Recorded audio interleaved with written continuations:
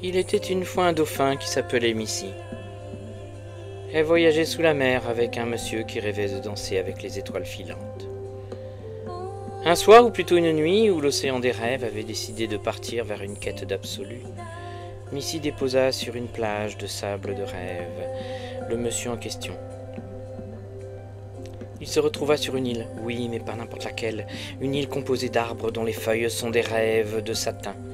Il s'y balada un moment. Il arriva juste devant une grande chute d'eau. Il s'y plongea. Une sirène qui venait d'une ancienne légende vint l'accueillir. Elle le prit par la main.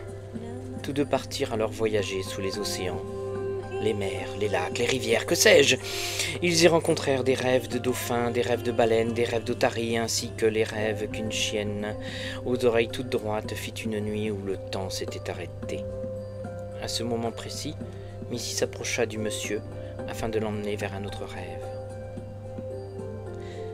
Oui, mais pas n'importe lequel. Le rêve où tout est encore possible. Dans ce conte, je viens de parler de Missy. Je l'ai étudié il y a plus de 40 ans, un petit peu moins de 40 ans, pendant quelques années avec Silver, Poppy, Suki. C'était à Brighton, en Angleterre. Et j'avais publié plusieurs articles dans le magazine 30 millions d'amis à l'époque, dans les années 90. Voilà, c'était un petit peu pour lui rendre hommage que j'ai écrit ce conte. Merci.